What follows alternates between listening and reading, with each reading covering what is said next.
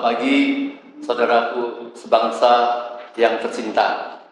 Kita mendengar informasi bahwa hari ini ada sesuatu pelanggaran yang sangat menghebohkan masyarakat, yaitu berkaitan dengan PSN PIK, Bapak Proyek Strategis Nasional di Partai Indah Kapuk Jilid 2. Kita banyak mendengar berita atau membaca berita bahwa rakyat diusir, dipaksa dengan dibeli harga tanahnya 50.000 dengan dalih bahwa ini akan dilakukan atau dijadikan PSN, Proyek Strategi Nasional. Kita sangat rancu ternyata. Dari mana asal muasal PSN?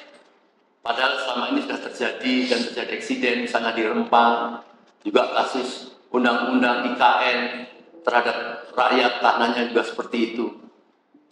Menurut Bang Said Didu, yang beberapa kali dia mengunjungi sana karena beliau punya lahan di sana, dan beliau termasuk yang tidak sudi untuk dibebaskan tanahnya dengan harga 50.000, dia merasa dihina.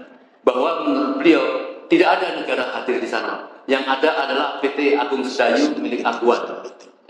Jadi dari mana kemudian ujuk-ujuk itu menjadi PSN yang rakyat mengkhawatirkan ini akan terjadi suatu penjajahan, ya ini membuat sebuah kawasan negara di dalam negara. Bayangkan dilapis Pulau Jawa di sebagian utara itu, kemudian dibuat bebaskan tanahnya, akan dibuat proyek strategi nasional. Bersama kita saat ini ada Bapak Profesor Antoni Budiawan dan Bapak Dr. Marwan Batubara dari IRES, dan ada pejuang orang tua kita Bapak Sunarko, mantan Danjen Kopassus. Kita sangat penting sekali tentu memberikan masukan-masukan, karena gara-gara menolak persoalan itu, Said Didu konon hari ini dia dipanggil polisi. Rakyat tentu harus membela atas perjuangan beliau. Kita tahu bahwa Rempang di jauh-jauh sana sekarang terjadi penghentian karena rakyat menolak. Sekarang ini terjadi di depan mata kita, rakyat Jakarta. Rakyat diusir begitu saja dengan dihargai 50.000, kata Bang Said Didu. Dia beberapa kali sana makan 2 es krim harga 67 atau 80.000. Seolah-olah pada makan es krim itu terjual tanahnya 2 meter. Ini kan sangat memilukan. Oleh karenanya kami memohon mungkin Pak Marwan, Profesor Antoni untuk mengurai tentang PSN itu. Dari mana asal muasal sehingga kemudian mereka bisa melakukan penghardikan kepada masyarakat dengan mudahnya. Mungkin saya silakan Pak Hanan. Terima kasih Om Lim. Ini kalau kita bicara PSN, ini asal muasalnya adalah Undang-Undang Cipta Kerja. Undang-Undang Cipta Kerja ini yang bermasalah, yang sudah dinyatakan inkonstitusional, tetapi pakai embel-embel bersyarat, yaitu selama 2 tahun lah harus dirubah dan sebagainya.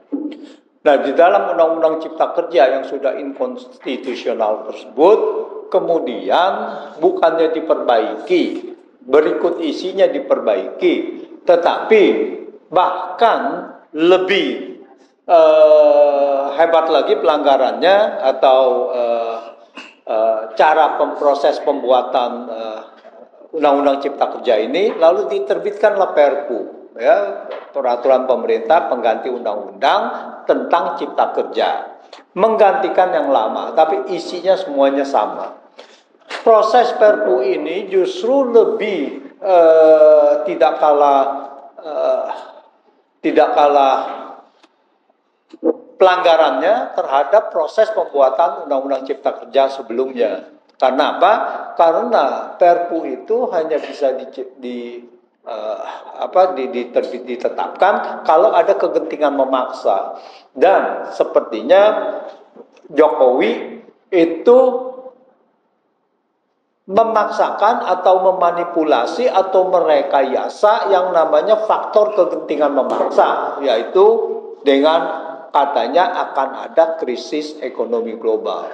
Nah, ini yang menjadi masalah, bahwa Perpu ini seharusnya tidak sah. Itu pertama, itu secara proses. Tapi terus kita lihat, kalau kita bicara Undang-Undang Cipta Kerja, maka seolah-olah kita hanya melihat itu adalah perburuhan, ya. Jadi di mana upah buruh lah yang tidak ditetapkan, tidak naik sesuka-sukanya lah, ada yang tidak naik, berarti dirubah dibandingkan dengan yang sebelumnya. Tetapi ada satu mengenai terselip proyek strategis nasional. Ini diselipkan, dan di sini kita lihat proses pembuatan atau isi Undang-Undang Cipta Kerja ini terselubung niat jahat untuk menetapkan proyek strategis nasional itu. Yaitu, dia bilangnya adalah, pertama, proyek strategis nasional. Apa yang dimaksud dengan strategis? Apa yang dimaksud dengan nasional? Itu tidak ada kriteria sama sekali. Cuma diungkapkan proyek strategis nasional adalah proyek yang bersifat strategis. Nah, itu kan bukan kriteria. Siapa yang menetapkan proyek strategis ini? Justru adalah apa yang namanya strategis, apa yang namanya nasional. Misalnya kalau dulu kita ada 8 BUMN strategis, ya, salah satunya adalah Krakatau Steel. Nah, ini adalah strategis untuk pembangunan gitu. Jadi apa, sektor apa yang strategis? Karena tidak ada kriteria dan tidak dijelaskan di dalam undang-undang. Lalu dia bilang, undang-undang mengatakan ini pelaksanaannya adalah di peraturan pemerintah. Di dalam peraturan pemerintah juga tidak terlalu dijabarkan, lalu kemudian ditetapkan dengan peraturan presiden. Misalnya sampai ke situ. Jadi kalau kita lihat penetapan dari strategis nasional ini, itu suka-suka Jokowi, ya, suka-suka presiden. Oleh karena itu kita lihat sejak 2016 itu ada lebih dari sekitar 200 proyek strategis nasional. Dengan proyek sebanyak itu, apakah namanya ada strategis lagi? Sudah tidak lagi ada lagi. Strategis itu kan 1, 2, 3 atau dapat dihitung dengan tangan lah. Kalau dulu kita ada 8 strategis gitu, bidang strategis.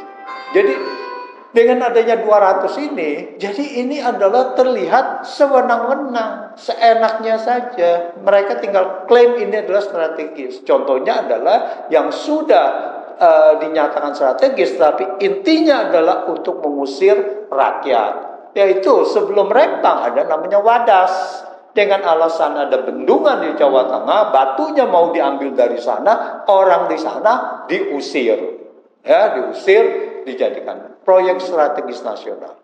Jadi kita lihat proyek strategis nasional ini adalah wacana atau alat untuk mengusir rakyat, untuk menguasai lahan orang-orang yang ada di sana. Seperti setelah itu terjadi di Rempang. Bahkan hutan buru pun itu akan dijadikan proyek strategis nasional. Ini. Nah, jadi ini terselubung niat jahatnya. Tidak ada kajian dulu di pura-pura sebagai formalitas mereka membuat FS gitu. Nah, ini yang kedua adalah bahwa di dalam pasal ada beberapa pasal. Ini sebetulnya proyek strategis nasional ini bukan sesuatu proyek yang ditetapkan, tetapi begini. Misalkan lahan pertanian. Disebutnya di pertanian itu lahan pertanian tidak boleh dialihkan fungsi kecuali untuk misalnya kepentingan umum dan proyek strategis nasional. Kepentingan umum dan proyek strategis nasional. Tapi tidak dicatat itu apa kepentingan umum. Lalu pasal ayat selanjutnya mengatakan untuk kepentingan umum wajib dilakukan kajian strategis. Tetapi kata-kata proyek strategis nasionalnya dihilangkan. Nah, inilah niat jahatnya gitu kan, bahwa proyek strategis nasional tidak perlu kajian strategis. Nah, tetapi ini kita bisa bantah bahwa proyek strategis nasional adalah harusnya demi kepentingan negara, kan gitu. Kepentingan nasional adalah kepentingan negara. Kalau itu kepentingan negara, maka masuk kriteria kepentingan umum. Oleh karena itu harus ada kajian strategis. Itu. Nah, ini tidak ada kajian strategis, ini seenaknya aja. Terus yang kedua, saya rasa kita harus mempertanyakan bagaimana pemerintah, kementerian atau Jokowi, Presiden menetapkan proyek strategis nasional ini. Atas dasar apa? Karena berdasarkan peraturan, maka badan usaha yang seharusnya tidak boleh, karena di dalam undang-undangnya harusnya adalah pemerintah pusat, pemerintah daerah, dan itu yang menunjuk proyek yang memiliki proyek strategis nasional. Seharusnya tidak ada badan usaha. Nah, sekali lagi di peraturan pemerintah itu diselundupkan proyek strategis nasional diselenggarakan oleh pemerintah pusat, pemerintah daerah, dan atau badan usaha. Yang sebetulnya di dalam undang-undang tidak ada badan usahanya. Nah, dari situ kita lihat proses kalau seandainya badan usaha itu proses ditunjuknya strategis proyek strategis nasional bagaimana? Badan usaha harus mengajukan semacam proposal untuk bahwa ini dijadikan proyek strategis nasional. Nah, bagaimana negara harus ditunjuk oleh badan usaha swasta lalu mengajukan ini proyek strategis nasional? Di mana logikanya? Logikanya kan harusnya negara yang menentukan. Ini mereka mengajukan lalu dievaluasi ini dan kemudian ditetapkan. Nah, untuk khusus ini PIK 2, Partai Indah Kapuk 2 dan BSD, kita harus lihat apakah mereka itu memang mengajukan. Lalu apakah mereka mengajukan itu boleh sampai ke sekian kilometer? Berapa katanya sampai 70 kilometer atau berapa panjangnya gitu? Apakah boleh? Proyek strategis nasional tidak menunjuk badan usaha. Kalau badan usaha ingin mengajukan sampai 70 km harus ditolak karena undang-undang kita mengatakan itu tidak boleh dimonopoli oleh satu pengembang saja. Jadi kalau seandainya satu kawasan itu adalah proyek strategis nasional, setiap orang seharusnya bisa juga berinvestasi di situ. Bisa juga mengembangkan wisata di situ. Kenapa harus satu orang yang mengembangkan wisata? Nah, ini adalah kelihatannya ada satu hubungan di mana pengusaha dengan penguasa ini adalah kong kali kong. Tidak salah kalau dikatakan bahwa negara dalam kendali pengusaha. Dalam hal ini ya negara dikendalikan atau apapun lah itu namanya. Iya. Apapun itu namanya kan gitu kan, berarti mereka sudah bekerja sama. Jadi PSN itu tidak boleh identik. Dia mengatakan proyek strategis nasional, nggak bisa gitu satu kumpulan begitu ini diserahkan kepada satu orang. Dan yang terakhir adalah kalau itu ditunjuk proyek strategis nasional, seolah-olah bahwa negara boleh ikut terlibat di dalam ini didukung oleh ASN dan sebagainya ya, abdesi kepala desa untuk membebaskan tanah gitu dan preman. Nah, dan preman. Dan itu tidak boleh karena apa?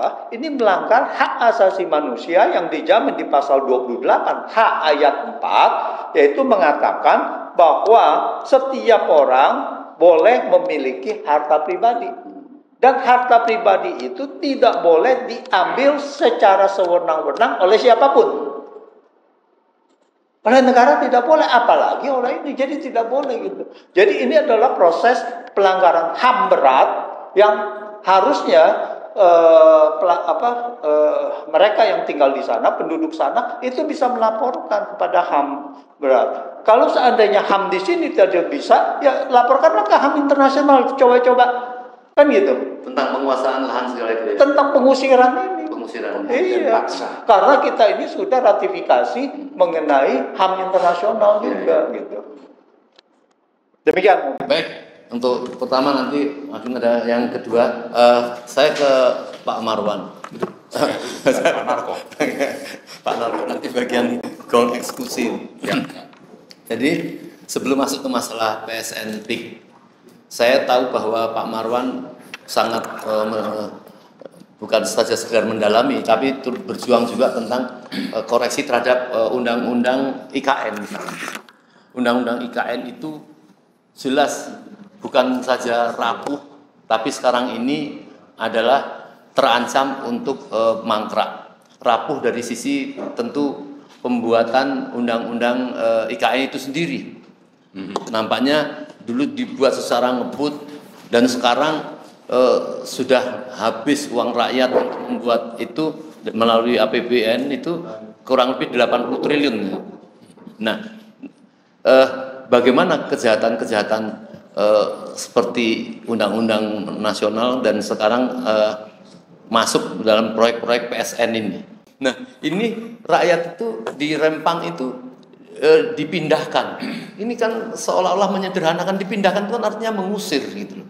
Tetapi karena ada reaksi begitu dari rakyat secara meluas, kemudian kita tahu sekarang itu berhenti. Tetapi berhenti itu tidak mengurungkan niat-niat jahat apa yang dilakukan oleh rezim Presiden Jokowi ini, terutama sekarang tentang masalah PIK ini. Tadi sudah dibahas sama Pak Antoni tadi bagaimana PIK kejanggalan, bagaimana badan usaha seolah-olah mengendalikan, memberikan kajian kemudian memberikan pada negara untuk melakukan sesuatu strategi nasional, mungkin apakah akan mendatangkan uang banyak atau jangan-jangan untuk ditempatkan untuk bangsa lain untuk menjajah itu. Silakan Pak Marwan. Ya, terima kasih Om Lim. Assalamualaikum warahmatullahi wabarakatuh. Waalaikumsalam warahmatullahi wabarakatuh. Selamat siang, salam sejahtera untuk kita semua. Alhamdulillah, amin. Muhammad. Jadi kalau bicara PIK masuk dalam PSN, itu rujukannya adalah Permenko Perekonomian nomor 6 tahun 2024, terbitnya bulan Maret. Kalau kita ingat yang dijelaskan Pak Said Didu, ini terbit setelah penetapan hasil Pilpres. Nah, di sini saya ingin nanti saya mundur lagi ke peraturan-peraturan yang mendasari kriteria dan fasilitas yang diperoleh. Tapi yang perlu kita ingat bahwa ini adalah semacam barter atau balasan konkret dukungan aguan terhadap rezim Jokowi setelah menangnya Prabowo Gibran. Langsung bayar tunai, ini hasilnya ini nih, sudah menang maka terbitlah Permenko itu untuk memasukkan PIK 2 menjadi proyek strategis nasional. Jadi ini bayar tunai karena berjasa. Tapi ini adalah kejahatan KKN tingkat tinggi yang dilakukan oleh Presiden dengan pengusaha yang namanya aguan. Ini jelas ya. Saya sangat meyakini itu. Kalau tidak percaya mari kita uji di pengadilan. Tapi saya menuduh ini dan menganggap Jokowi sudah dengan jelas bayar tunai jasa aguan salah satu ya atas kemenangan Prabowo Gibran dalam Pilpres 2024. Nah, kita sedikit mundur ya tentang peraturan-peraturan yang mendasari PSN. Itu mulai dari Perpres nomor 3 2016, lalu 3 kali berubah. Di 2017 itu Perpres 58, berubah lagi di 2018 Perpres 56, kemudian di 2020 menjadi Perpres 109, nomor 109. Ini sebetulnya intinya adalah untuk menambah proyek-proyek yang masuk ke dalam kategori PSN. Lalu di periode berikutnya itu aturannya berubah, bukan lagi Perpres tapi Permenko.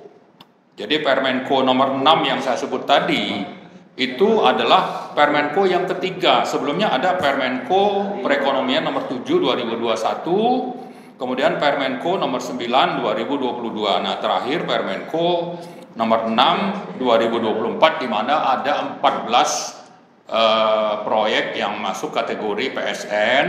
2 di antaranya adalah proyek swasta. ini jelas melanggar aturan-aturan yang dikeluarkan oleh pemerintah sendiri. Apa itu? Misalnya kalau bicara kriteria pemilihan proyek strategis nasional atau PSN, apa kriterianya yang saat ini terdiri dari lebih dari 200 proyek ya. 200 proyek dan nilainya itu katanya konon sampai 7.000 dan 7.000 atau 5.000 sampai 7.000 triliun. Ada bermacam kriteria, yaitu ada kriteria dasar, ada kriteria strategis operasional, dan ada kriteria tambahan. Dan ini diatur di mana? Di dalam Perpres yang saya sebut tadi, yaitu Perpres nomor 58 2017. Ada kriteria dasar. Yang paling mendasar itu adalah bahwa ini PSN ini, proyek ini harus sesuai dengan RPJMD, JMN atau JMD ya, RPJMN atau D dan Renstra. Ini biasanya diterbitkan oleh Bappenas. Kemudian sesuai dengan RT/RW. Kemudian yang ketiga ada pengaturan pada PP atau Perpres khusus. Jadi 3 kriteria ini harusnya dipenuhi. Tapi kalau tiba-tiba muncul, ya, saya yakin itu sudah melanggar aturan. Jadi kalau bicara aturan, pelanggaran aturannya sudah jelas gitu. Lalu ada juga kriteria strategis dan operasional. Jadi ada kepentingan untuk keselarasan antar sektor. Ada distribusi proyek secara regional. Ada studi kelaikan yang dibuat. Ya, jelas proyeknya apa? Seperti apa proyeknya? Nah, proyeknya misalnya disebutkan awalnya itu sekian ribu hektar, tapi pembebasannya itu terus dilakukan sampai ke dari 3 kecamatan sampai ke 9 kecamatan. Berarti ini kan terus bertambah ini. Ini tidak jelas dan ini saya kira sudah ada niat jahatnya seperti Pak Antoni sebutkan tadi. Jadi dari kriteria dasar sudah melanggar, lalu kriteria strategis juga sudah melanggar. Nah, ada lagi yang disebut dengan kriteria tambahan, yaitu champion proyek yang jelas dan memiliki economic intermediate rate of return, ya, kelayakan proyek lah bahasa gampangnya itu. Nah, ini bagaimana mau didapat? Ya, harusnya kan dibuat dulu itu ada IRR-nya seperti apa untuk nanti oleh Menko ditetapkan ini sebagai PSN. Kalau ini terus bergerak jumlah atau yang namanya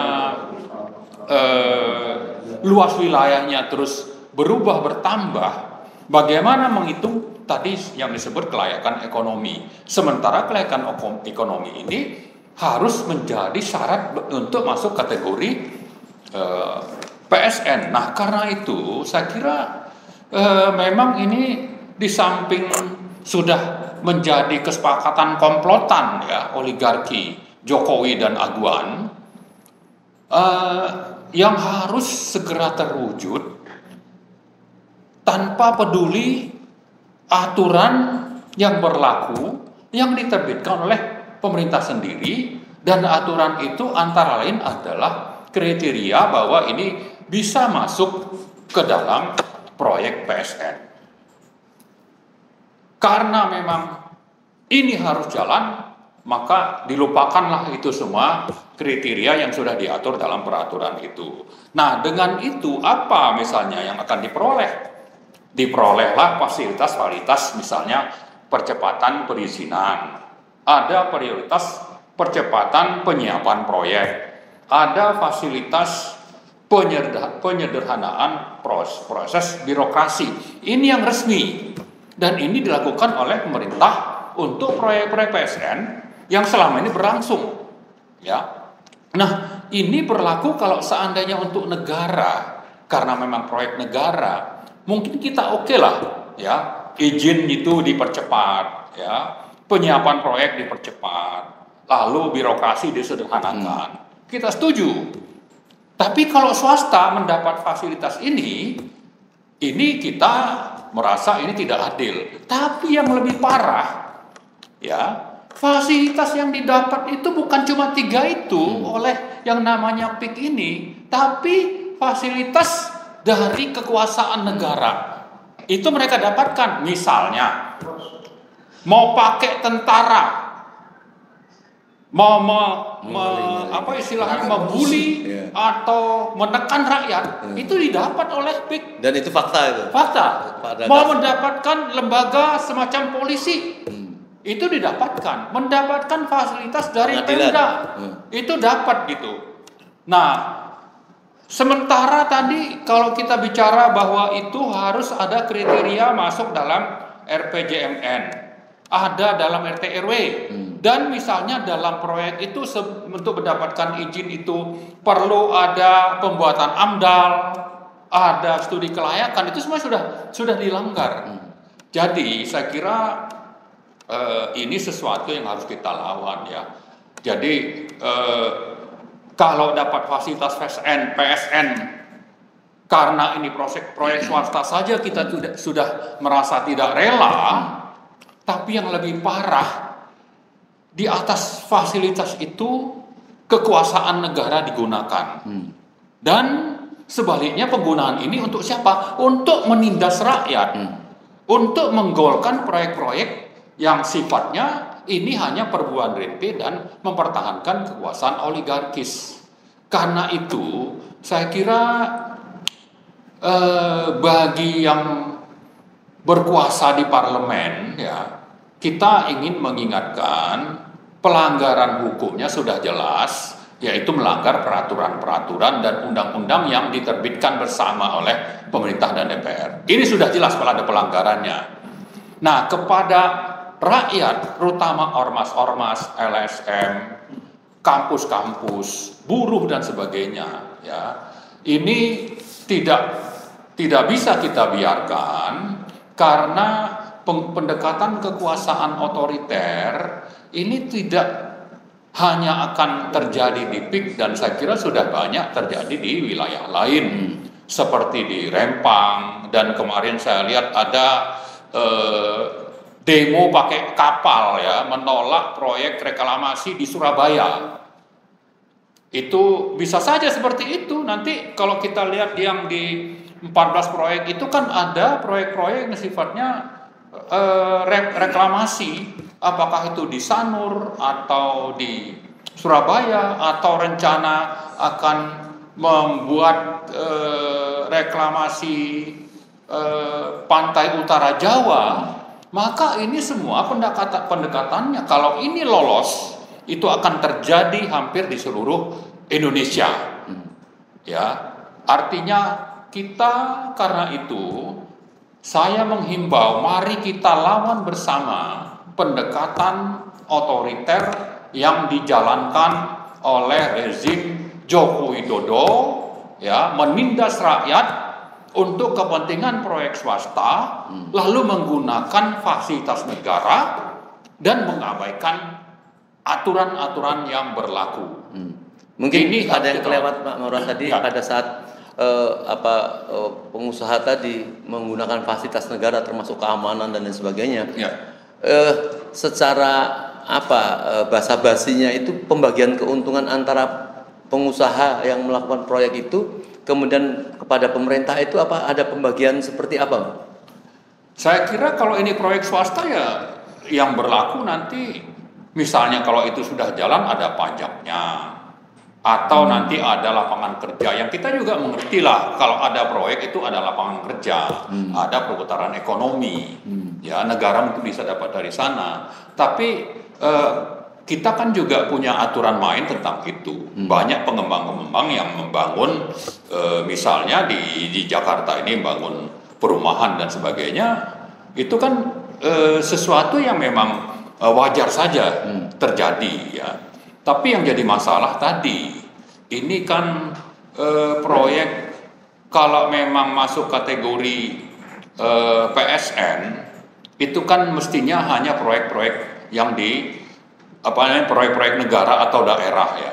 Kalau swasta masuk, kemudian ini masuk karena ingin mendapatkan berbagai fasilitas yang hanya mestinya berlaku untuk negara, tapi dipaksakan untuk bisa dimanfaatkan oleh swasta. Inilah yang kita tentang gitu. Belum lagi nanti ya kita bicara bisa saja nanti ada dapat tax holiday, entah dari mana. Masukin barang bisa tanpa bea masuk dan sebagainya. Tapi yang paling basic adalah penggunaan kekuasaan secara semena-mena sampai melanggar hak asasi manusia dan mengabaikan hukum dan DPR diam saja. Itulah yang saya kira yang sangat penting. Tapi kembali ke awal saya sebutkan ya, saya sangat meyakini ini adalah balas jasa tunai. Diumumkan begitu Pilpres sudah diumumkan siapa pemenangnya. Lalu diberilah itu, masuklah ini kategori PSN. Nah, saya berharap karena dalam 2-3 bulan ke depan itu kita punya presiden baru ya. Ini proyek harus dihentikan. Kalau rakyat nanti tidak menghentikan, kita berharap Prabowo itu menghentikan ini. Ini penindasan terhadap rakyat terus berlangsung ya. Rakyat itu sudah takut bersikap di daerah Banten sana yang di sekitar pantai utara dari Banten ya, ditekan dan sebagainya. Harga tadi Om Lim sebut malah diturunkan NJOP, harga tanah itu tidak ada sejarahnya di Indonesia itu namanya NJOP itu turun, biasanya terus naik. Ini kan fasilitas-fasilitas yang memang dilakukan karena pengembang ini ingin mendapat manfaat kekuasaan. Penguasa dimanfaatkan untuk kepentingan bisnis, tapi bisnisnya kotor dan menindas rakyat. Saya kira ini sesuatu yang tidak bisa kita diamkan lah. Saya kira itu mungkin. Baik ya, sebentar ditahan, nanti masih ada sekali lagi. Ini pada Bapak Sunarko. Jadi bukan saja PSN yang dilakukan oleh swasta ini sangat tidak seimbang atau sangat kurang ajar katakanlah gitu ya dalam secara keuntungan. Tetapi masyarakat justru melihat lebih jauh, ada kekhawatiran. Ini pulau ini akan digunakan oleh siapa? Dari sisi keamanan, apakah ini mengkhawatirkan atau tidak? Gitu. Jadi bagaimana kejahatan yang sudah dilakukan oleh Presiden Jokowi ini terhadap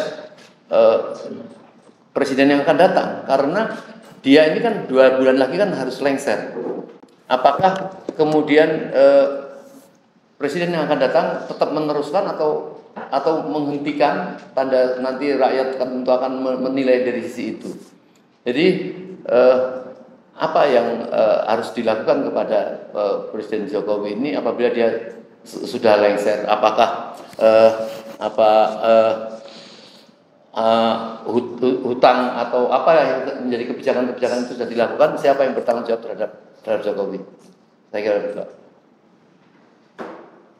Assalamualaikum warahmatullahi wabarakatuh. Waalaikumsalam. Salam sejahtera bagi kita semua. Om Lim dan saudara-saudara sebangsa setanah air yang saya hormati dan saya muliakan. Pertanyaannya Om Lim tadi ruwet banget, panjang banget. Saya ngelihatnya sederhana saja. Apa yang strategis di daerah Pantai Tangerang itu? Saya tahu secara garis besar di daerah itu akan dibangun perumahan, perkantoran, fasilitas rekreasi dan lain sebagainya. Di mana letak strategis?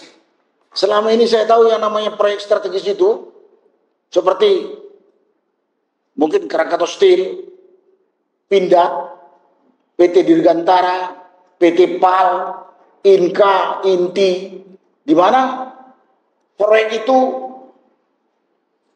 memang dibutuhkan sekali produknya untuk pembangunan bangsa dan negara ini. Nah, di PIK 2 itu akan dibangun pemukiman, perkantoran. Kemudian pantainya dikuasai oleh satu pengembang. Pantai itu menurut perkiraan lebih 60 km. Ini bukan proyek strategis nasional, proyek akal-akalan bagaimana merampas tanah rakyat, kemudian membuat legalisasi dibilang proyek strategis. Jadi tolong pengembang biadab ini mikir sedikit. Pemerintah ya juga biadab juga. Saya katakan biadab kenapa? Rakyat di sana itu dianggap bukan manusia. Kalian kalau mau membangun, pemerintah kalau membangun, itu rakyat kecil itu juga manusia itu. Punya hak. Itu di pasal 28 Undang-Undang Dasar ada mengatakan, rakyat itu punya hak. Dan haknya tidak boleh diambil semena-mena. Ini kalau dibiarkan, saat ini rakyat diem, nggak berani. Tapi kalau terjadi sesuatu yang sudah nggak bisa ditahan dan meledak, kita semua juga rugi. Kita sendiri rugi, di dunia internasional pun kita malu, kita dianggap bangsa barbar gitu kan. Jadi saya meninjaunya di situ. Saya tidak melihat kalau ini adalah proyek strategis. Ini proyek adalah proyek pembangunan biasa saja lah. Tapi caranya itu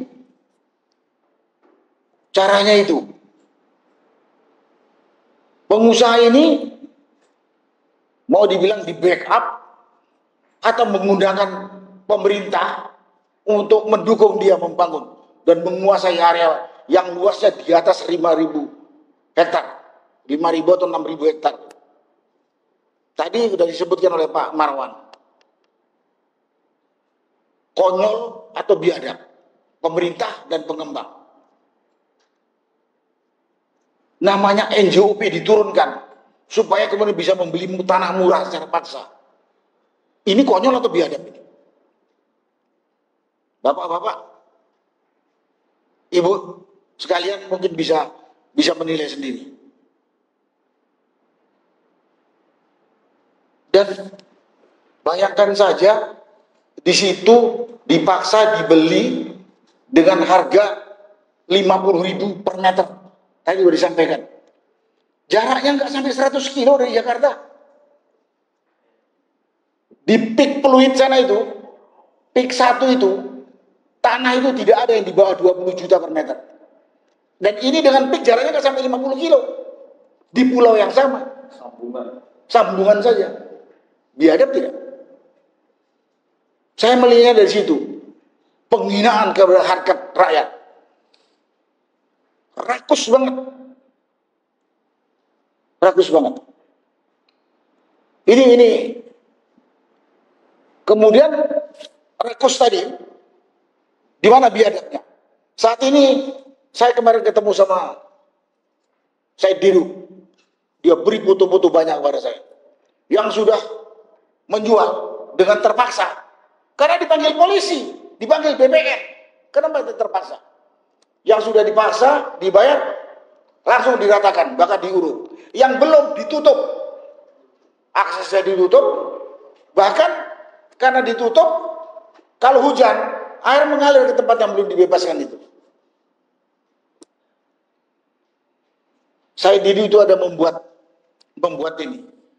kalkulasi. Ya saya bilang kalkulasi asal-asalan aja lah. Kalau pemerintah mau membeli tanah rakyat itu 1 juta saja. Kemudian tambah ongkos tete bagian segala macam itu, mungkin 1 meter jadinya bisa 5 juta gitu. Orang dia jual akan dijual sekitar 20-an juta kok seperti di Pik 1 itu. Agak mending lah gitu. Enggak menambah penderitaan rakyat yang sudah segitu banyak gitu. Jadi ini menurut saya bukan proyek strategis nasional. Ini proyek cari untung secara biadab antara pengembang rakus di-backup oleh pemerintah. Dan pada kesempatan ini saya juga mengimbau pada aparat. Saya tahu di situ seperti yang dikatakan tadi, TNI digunakan, polisi digunakan, BPN digunakan, pemerintah daerah digunakan, preman digunakan. Bayangkan rakyat kecil begitu dikepung sama orang segitu banyak. Takutlah, bisanya cuma nangis. Bisanya cuma nangis. Di mana perasaannya itu? Katanya kita negara yang berdasarkan Pancasila, di mana sila ke-1 adalah ketuhanan yang Maha Esa, kedua pri kemanusiaan. Tidak ada itu diterapkan dalam kehidupan sekarang itu. Itu fakta di sana. Banyak sekali kalau diomongkan gitu. Tapi yang jelas kalau Bapak Ibu mau lihat ke lapangan saat ini, datang. Akan terlihat. Yang sudah diuruk, yang sudah diratakan dengan yang belum dibeli. Kayak apa menderitanya yang belum dibeli. Dan lain sebagainya. Dan lain sebagainya. Kemudian penguasaan pantai sepanjang hampir 50 kilo oleh satu pengembang. Saya jadi bingung. Itu kan milik negara, milik umum. Saya pernah dinas di Timor Leste. Waktu Timor Leste bagi bagian dari negara Republik Indonesia. Di sana undang-undang tanah itu menggunakan tinggalannya Portugis. Karena saya bekas komandan Kodim, saya tahu. 80 meter dari garis pantai pasang tertinggi, 80 meter ke daratan punya negara, nggak boleh ada bangun apa-apa. 80 meter dari garis pantai saat pasang tertinggi ke daratan itu milik negara. Sungai milik negara. Saya ingat aja itu. Di sini pantai dikuasai individu. Itulah kondisi. Jadi karena itu saya tahu garis besar kayaknya di situ akan dibangun kantor TNI, kantor Korem, akan dia dengan perumahannya akan dibangun pangkalannya batalion Brimob, mungkin dengan perumahannya di tempat rekreasi segala macam. Akibatnya polisi, TNI melihat penindasan itu diam aja. Oh nanti kantor gua di sini. Polisi bilang ini kantor gua di sini. Tapi nggak mikir kalau dia punya bapak yang tanahnya di rampas seperti itu kayak apa rasanya gitu. Kayak apa penderitaan itu. Saya hanya lihat sisi dari kemanusiaan saja. Lihat dari sisi keadilan.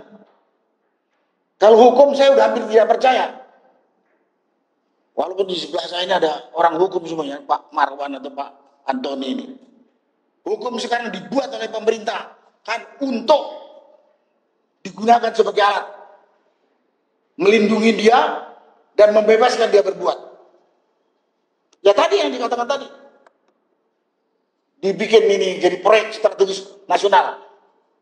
Itu kan sebetulnya supaya mereka punya alasan untuk mengusir rakyat dan lain sebagainya. Secara tidak adil. Jadi saya tidak hidup di zaman penjajahan Belanda atau Jepang. Tapi kalau baca sejarah sama juga ininya. Sama juga otoriter dan biadab. Kalau saya katakan otoriter dan biadab. Lihat sekarang di lapangan. Seperti itulah. Nah, karena itu pada saat ini saya cuma mengimbau pertama kepada pengembang, pakai perasaan, jangan terlalu rakus. Kepada pemerintah juga jangan tergoda dengan pengembang-pengembang seperti ini. Ini rakyat kita semua. Nggak tahu saya DPR kemana, TNI polisi kemana saya nggak tahu. Apalagi eksekutif.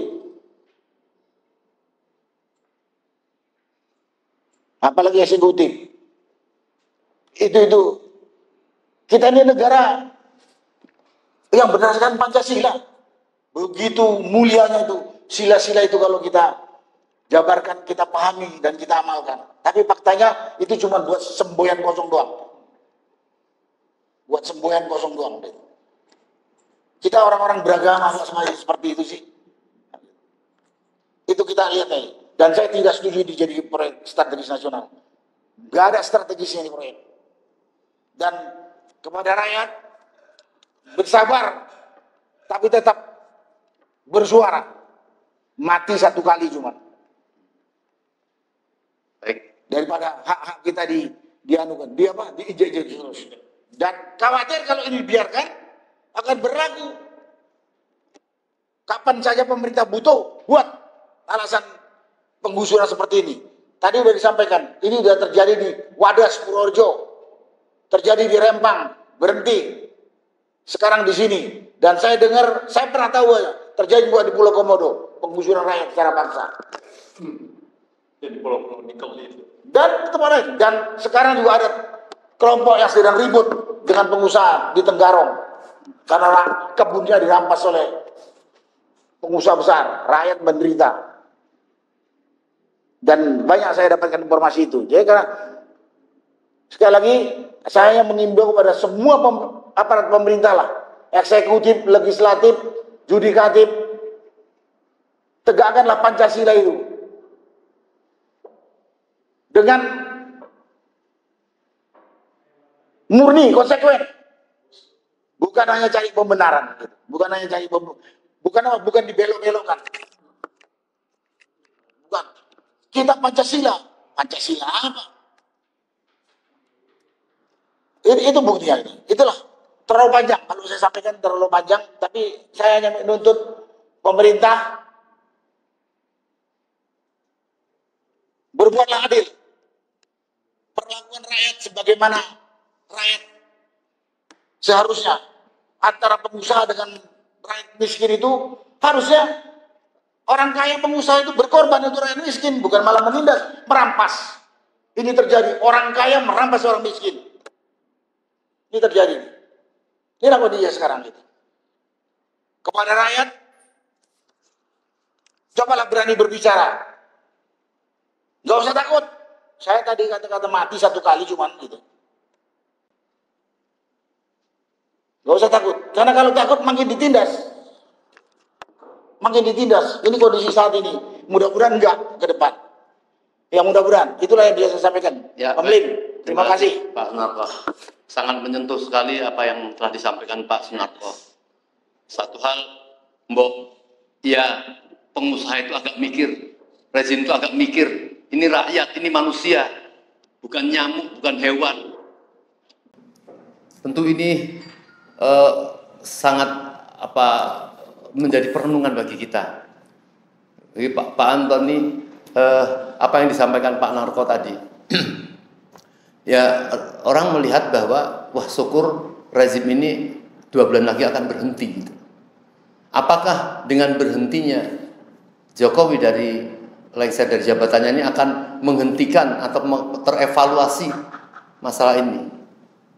Dan yang kedua tentu kepada Jokowi, bagaimana akibat dari kejahatan-kejahatannya tentang meninggalkan hutang yang tidak bertanggung jawab, membuat dinasti politik keluarga, kemudian ya banyak hal-hal yang harus dipertanggungjawabkan itu. Secara hukum Pak Antoni melihat seperti apa penyelesaian ini? Terima kasih. Kalau kita tadi uraikan, ini banyak sekali indikasi-indikasi pelanggaran hukum, pelanggaran konstitusi oleh pemerintahan Jokowi saat ini, oleh eksekutif, dan tentu saja yang paling bertanggung jawab adalah presiden sendiri, yaitu Jokowi. Apapun ini harus tidak bisa dibiarkan begitu.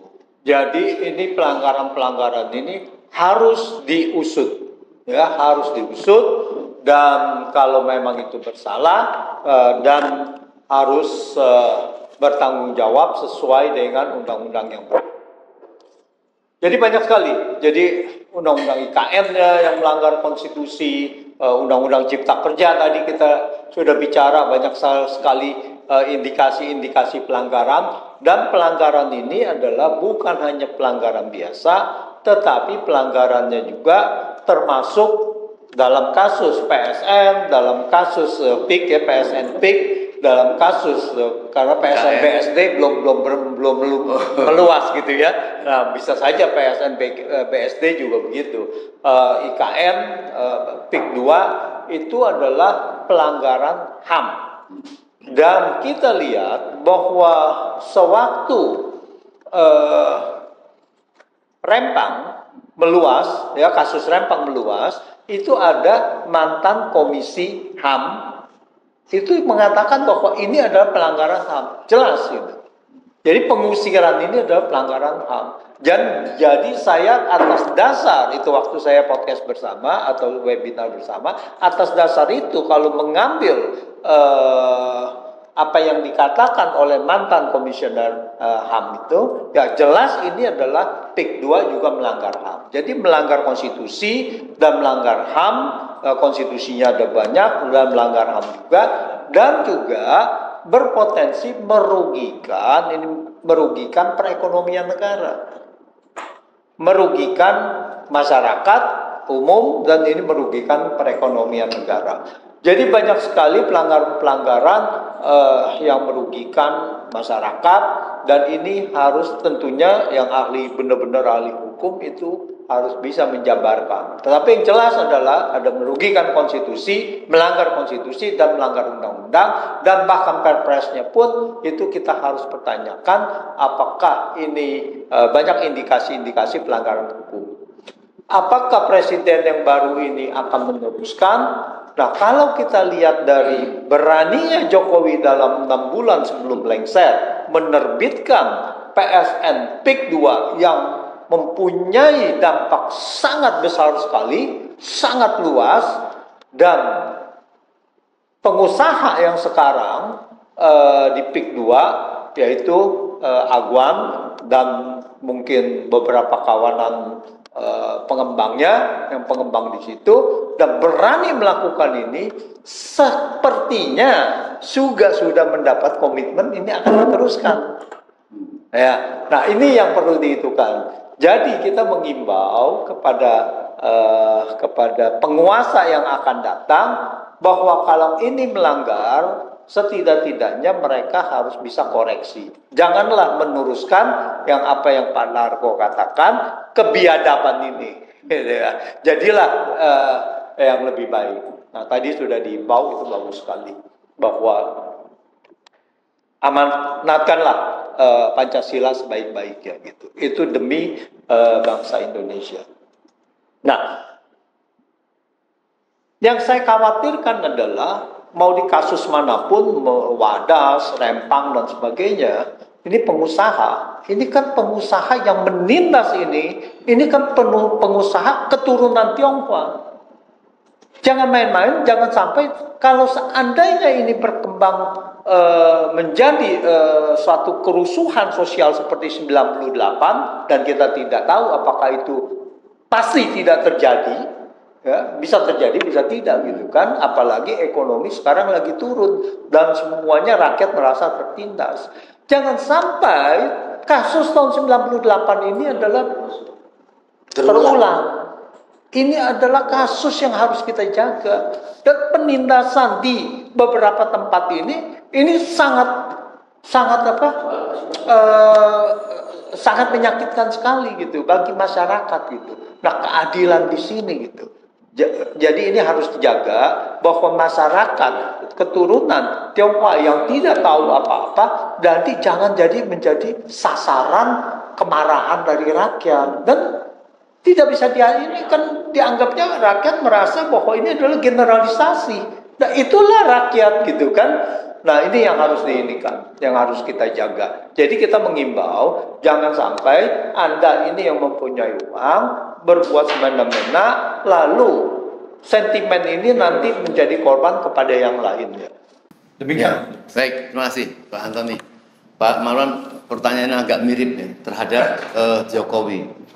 Bagaimana kebijakan sampah yang sangat menyakitkan, merugikan, kalau Pak Narko biadab terhadap masyarakat ini? Apakah Bapak Marwan melihat pasti presiden yang akan datang tentu tidak berani melanjutkan, atau malah sebaliknya yang kekhawatiran Pak Antoni tadi? Kemudian ke belakang tentang Jokowi, di banyak orang pihak ingin tetap melakukan pengadilan terhadap dia. Tidak mungkin kemudian dia meminta maaf tanpa merinci apa yang dimaafkan, yang diminta maaf. Jangan-jangan minta maafnya itu, maaf ya, saya sudah sorry gue sudah nyakitin kamu. Jangan-jangan dengan menghina seperti kayak gitu. Nah, apa yang harus dilakukan terhadap kejahatan Jokowi supaya bukan masalah kejam atau tidak kejam, tetapi secara hukum dan supaya tidak terulang di masa-masa yang akan datang. Saya persilakan Pak Maruf. Ya, saya kira pertanyaan soal berani tidak berani itu kembali saya ulang ya. Jadi bagi Prabowo bukan soal berani tidak berani, tapi hanya satu pilihan, yaitu hentikan ini proyek. Ini proyek menindas rakyat, menjajah bangsa sendiri, ya, dengan berbagai fasilitas yang didapat dengan memasukkan proyek Pondok Indah Kapuk 2 ini menjadi PSN. Jadi banyak fasilitas dari negara yang akan dinikmati, dan itu melanggar aturan. Sudah melanggar aturan, lalu pendekatannya juga pendekatan otoriter kekuasaan. Pak Narko sudah sebut tadi, saya lupa menyebutkan bahwa di samping TNI, Polri, aparat daerah juga preman-preman. Lalu ada upaya pecah belah di masyarakat. Saya udah ketemu dilakukan preman oleh pemerintah sendiri gitu terhadap rakyat.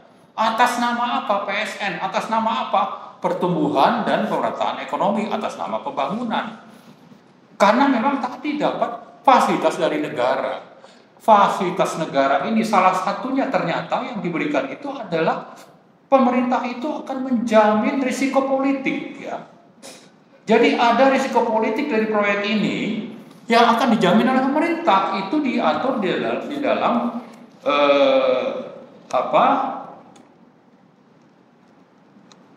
peraturan yang disebutkan Menko tadi, Menko yang saya sebut Menko Perekonomian nomor 6 2024 itu ada di pasal 18 ayat 1. Jaminan untuk sumber pembiayaan lainnya. Tapi juga di pasal lainnya disebutkan tentang jaminan pemerintah sebagaimana pada ayat 1 tentang tadi masalah sumber pembiayaan diberikan terhadap kredit dan pembiayaan syariah, kelayakan usaha, KPBU, dan risiko politik. Ya. Jadi pemerintah itu menjamin semuanya seolah-olah ini sama dengan proyek-proyek negara. Untuk siapa? Untuk swasta. Atas nama apa? Atas nama pemerataan dan pembangunan, lapangan kerja dan sebagainya. Tapi ujungnya ini adalah proyek memburu rente sebesar-besarnya, sambil dengan rente yang diperoleh yang mungkin sudah didapat di awal itu adalah rente atau kekuasaan. Jadi ada rente, ada kekuasaan oligarki yang akan dan telah dinikmati oleh rezim ini. Karena itu saya kira sudah saatnya kita bangkit melawan. Bahwa kita sangat-sangat pantas berterima kasih kepada Bapak Muhammad Said Didu yang terus bersuara cukup lama, mungkin lebih dari 2 bulan tentang proyek ini yang diselewengkan atau dimanipulasi informasinya bahwa dia punya tanah di sana tapi ditawar murah, makanya dia ribut, padahal itu bukan itu isunya. Dia tidak rela rakyat diintimidasi, tidak rela rakyat itu dipaksa menyerahkan lahannya, dan dia memang juga tidak mau menjual tanah itu bukan karena harga murah, tapi karena ini masalah prinsip. Dan dia bersuara dan konon akan ditangkap. Ya. Hari ini dipanggil. Kalau dipanggil oke, tapi kita bicara bahwa setelah dipanggil biasanya itu ada BAP dan bisa saja ditangkap.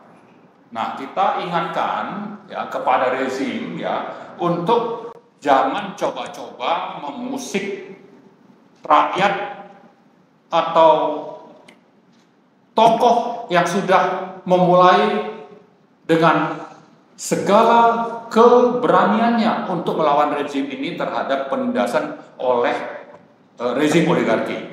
Jangan coba-coba untuk memulai itu. Mulai dengan memanggil tapi nanti akhirnya ditangkap. Kita ingatkan itu karena perlawanan rakyat saya kira akan segera timbul di mana-mana, termasuk tadi yang Pak Antoni sebutkan ya. Jangan sampai nanti isu rasialis itu timbul lagi gara-gara proyek ini. Jadi karena itu di samping kita minta ini untuk dihentikan, kita mau rakyat yang selama ini sudah diintimidasi itu dipulihkan dan sudah dibayar, itu harus dibayar dikompensasi sesuai dengan harga yang sebenarnya. Kalau memang sudah terusir, ya. Lalu kepada presiden terpilih, saya kira sudah waktunya itu tidak ada pilihan lain untuk menghentikan proyek ini. Silakan saja yang namanya Aguan dan Jokowi sudah ada deal sebelumnya, tapi ini harus dihentikan. Apapun alasannya, ini harus dihentikan. Ya. Baik, terima kasih Pak Marwan. Pak Sunarko ini sebagai closing statement. Tadi penting sekali apa yang disampaikan Pak Marwan terakhir masalah Said Didu. Ini bukan masalah seorang Said Didu, tapi bagaimana solidaritas dia, penggalangan kepada masyarakat untuk memberikan pengertian ini bahwa ini ada sesuatu hal yang sangat konklusinya biadab gitu ya. Dan dikhawatirkan pula juga itu akan ditempati bukan oleh rakyat Indonesia. Kalau rumah di harga perkantoran harga 5 miliar hanya yang kecil-kecil itu, jangankan itu, rakyat sekarang ini sudah dalam keadaan tidak mampu, berarti akan diisi oleh orang-orang lain soal seperti itu. Nah, kembali lagi kepada masalah Pak Said Didu. Andai kata Pak Said Didu kemudian dipersalahkan, kemudian bahkan ditahan, apa rakyat tidak akan melakukan solidaritas? Tentunya bahkan bisa rakyat meminta supaya Said Didu didudukkan di dalam untuk negosiasi ulang tentang PSN seperti ini, karena dia tahu sekali di lapangan tentang apa yang terjadi. Saya silakan Pak. Terima kasih Ulim. Menurut saya Said Didu itu pahlawan rakyat, pahlawan kemanusiaan. Jadi kalau dia dikriminalisasi atau dituduh yang enggak, saya yakin rakyat marah. Termasuk saya pun marah. Kita udah marah kan? Karena kita tahu apa yang diomongkan oleh Said Didu itu fakta. Sekali lagi fakta. Jadi kalau kita ngomong fakta kemudian dikriminalisasi, ini kita ini hidup di negara merdeka atau di negara jajahan. Jadi saya yakin marah.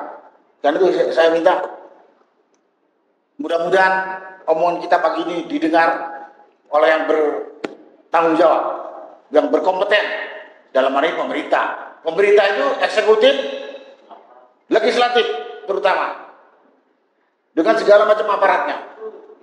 Bertindaklah jujur, sesuai hukum, sesuai norma, sesuai etika yang ada. Itu saya katakan. Daripada terjadi hal yang tak diinginkan seperti yang tadi diperkirakan oleh Pak Antoni maupun oleh Pak Marwan. Itulah yang bisa saya sampaikan pada kesempatan. Ya, baik. Makasih. Baik, saudara sebangsa dan setanah air yang kami cintai, bahwa berlangsungnya negara RI yang merdeka ini pada saat-saat ini adalah tergantung dari persatuan dan solidaritas rakyat.